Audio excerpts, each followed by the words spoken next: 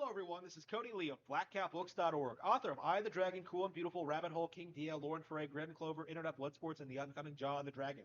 So, MultiVersus came and went before I could really make a video about it. It is declining in popularity. There were a handful of big YouTubers like Maximilian Dude and DSP who were really shilling this thing to hell and back. But it seems that the game was not able to retain its player base. They weren't able to update it fast enough. They weren't able to keep any interest alive. And as a result, this is yet another failed flat Smash clone. And I I am curious just how bad the metrics actually are, because I haven't done a lot of research into this because I knew the game would be a failure, right? It's a big reason why I didn't really comment on it until now, because I'm like, oh, I'll just wait till it declines in popularity. Um, I This was a free to play game that was hyped by YouTubers. It was supposed to be the next big thing, and now it's completely forgotten. Nobody's talking about it. Nobody's playing it, other than the that initial hype factor of Iron Man versus Superman. I'm sorry, Iron Giant versus Superman. I'm sorry, I'm getting my generic Iron themed characters mixed up. Uh, Iron Giant versus Superman. This game has nothing going for it. It's like MultiVersus. The devs saw all these hype trailers for Smash and were just like, oh, we'll just have our hype characters have their hype introductory sequence, their hype character intros, and then that will sell the game for us or get people to excited. They forgot to make a compelling, interesting game, like a well balanced, interesting fighting game. And what they thought they could do, what seems to have happened, is that they thought they could use YouTubers to try and trick the population into thinking that the game is well balanced, that it's interesting, that it's fun to play. So they must have reached out to people like Maximilian Dude, like DSP, and told them to play the game for a couple of hours every day and say it's great in order to get people on board. There is no way that Max and DSP weren't paid for this, by the way. I find it very strange how Darkside Phil in particular, who doesn't play Smash, never cared for Smash, never liked these kind of mascot platforming fighters. He's a big Street Fighter purist.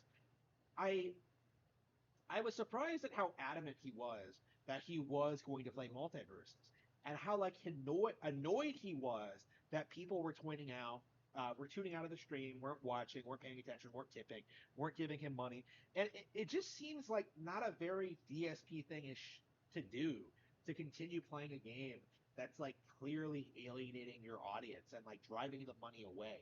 I think MultiVersus must have been paying streamers. I do.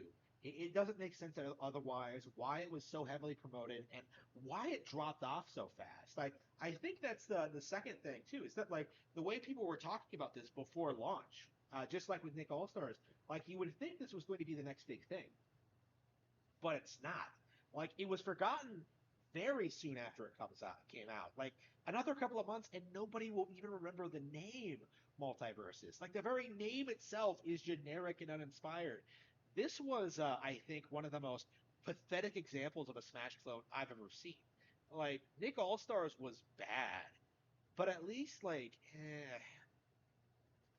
don't know. At least it was a real $60 game. At least MultiVersus is a free to play microtransaction heavy thing that that is just going to be fixed with time, right? I don't see I don't see them ever salvaging this piece of shit. I don't. In fact, I hope Discovery Warner Brothers merger really fucks this game over. I do think I do want this game to be fucked. Okay, I am tired of generic boring ass video games get hyped up while perfectly good, legitimate, amazing Nintendo games get written off and ignored, right? While this shit was being hyped up as the next big thing, Xenoblade Chronicles 3 was getting shit for not being Breath of the Wild 2, right? While this piece of shit was getting hyped up, people were saying Splatoon 3 was a clone of Splatoon 2, right? When this thing was getting hyped up, like people were shitting all over like Nintendo Switch support. Well, again, this was announced after Switch supports, but you get my point, right?